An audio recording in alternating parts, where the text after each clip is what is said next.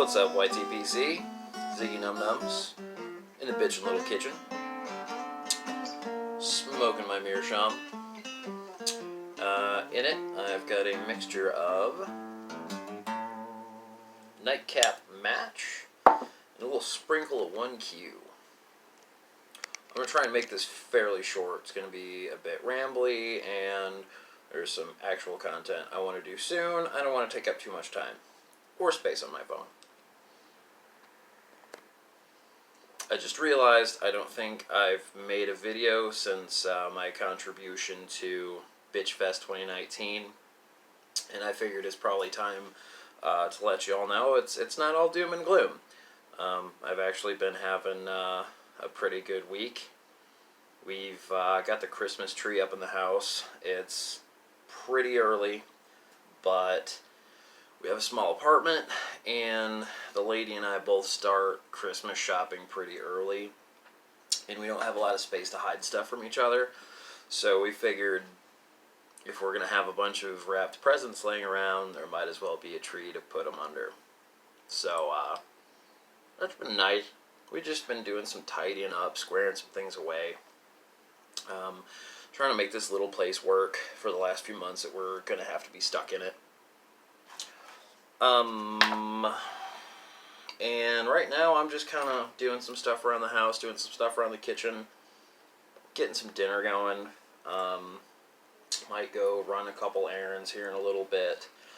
And I'm just smoking my pipe, trying to burn up some tobacco. I did an inventory yesterday of everything that I have open, and it's kind of laughable. I've been a little bored with my lack of variety, and it seems that anytime I reach for a jar, I've just got English, English, English, English, and that's not too far off. I did a count of everything I've got open, and not counting some of like my special blends, like I didn't count my Frog Morton because I only dip into that every now and again because it's not available anymore. I have another blend like that. I have a few jars I didn't count. I didn't count my bigger jars either because that takes forever to go through. But out of my smaller jars, like my smaller mason jars, these little squatty guys, I've got like 14 blends open, and out of all of them, about 10 of them are English blends. And a few of those are match blends, like the Dunhill matches, the Nightcap, the 965. I think I've got another one. No, my other one was a Match Elizabeth, and I finally finished that one off. But that was a vapor, something a little different from these lap bombs that I've got open. So I'm just trying to burn up some of this stuff because I want to open up something else and get a little variety going. I think, God, I've got the Nightcap Match, the 965 Match, and then I've got my jar of bulk 965 that I bought down in Missouri earlier this year. That was before Peterson re-released anything, so I got it while I could. You know, bird in the hand kind of thing. And I've got a jar of Lane BS005 and Star of the East. I'm going to have to come back to that one. I remember smoking a few bowls of it, not really liking it. So I've been letting it mellow a little bit, just kind of chill in the back of the cellar. I'm going to come back to that one soon. But the Nightcap Match, the Quiet Nights, those ones are the lowest, so I'm trying to burn through them first. I've still got some luxury Navy Flake, but I'm not really too mad if it takes me a while to get through it. This was actually 6 ounces at one point. I'm probably down to about 2. I think later on I'm actually going to get a pound of that. That's a really good blend. That's something I'd like to have on hand for a long time.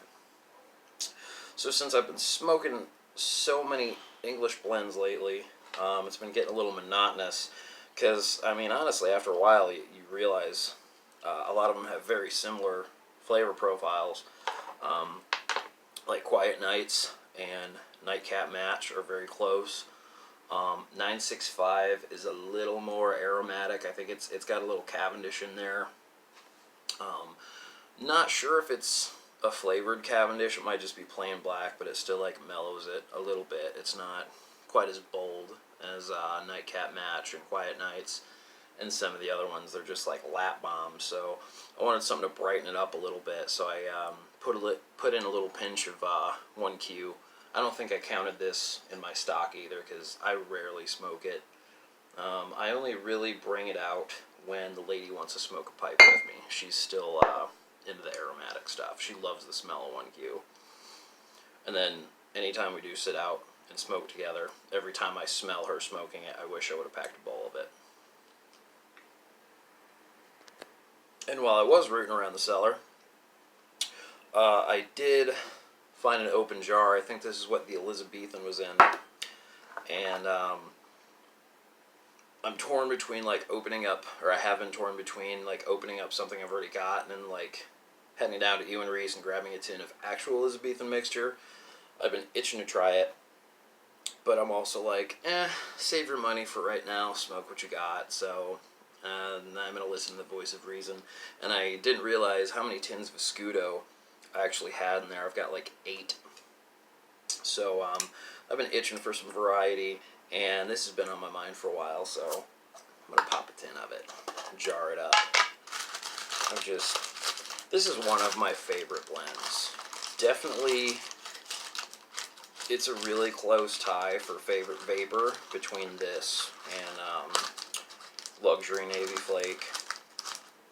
But the Preak's not as apparent in Navy Flake. That seems to be really sweet Virginia. This one's much more balanced. Oh, I just love those pretty, pretty coins. Such a happy smell. I'm going to get that jarred up later. Set out a couple of coins to dry a little bit. I think when I get back from my errands, I'm going to smoke those. Have a little trip down memory lane. Even though like stout English blends are really good in cold weather, I have some fond memories of smoking vapors last winter. I smoked a lot of Luxury Navy Flake, probably a couple tins of Escudo. That was when I still had the place to myself, and you know, in the winter when it'd be really cold and nasty out. That was like right when I got my new Xbox. That was right when I got Red Dead 2, and I just like hole up in the living room, smoking my pipe, fucking drinking, and you know, just exploring that really awesome, huge game. But you know, one good thing of having all this tobacco to smoke, if that's not good enough, is I've been smoking the Meerschaum more often. And I think it is time for a wax. I've been asking people how often they wax. I've had this for about a year and I haven't waxed it yet, so I'm going to need to get some beeswax for it. But it's starting to get a little more color on it. This side isn't quite as pretty. This one's getting a little more. The shank has been starting to color for a while, and the camera's probably not going to pick it up, but we're finally starting to get a hint of like rose there, so it's finally starting to spread upwards from the shank. So finally some progress there. This little pinch of 1Q it's doing it for me. Just kind of helping brighten up these really earthy English blends. So I think that's going to make that chore a little more enjoyable. Not that it's a chore, but when you have a bunch of tobaccos open that taste the same, it gets a little boring after a while. So I think that's it for me right now. I do have some ideas for some more proper content on the way very soon. I do have a pipe I'd like to review for you, and you know, just some other useful stuff. So that's all I got for you. Thanks for watching. Till next time, y'all take care of yourselves. Bye. Oh, and y'all stay hungry.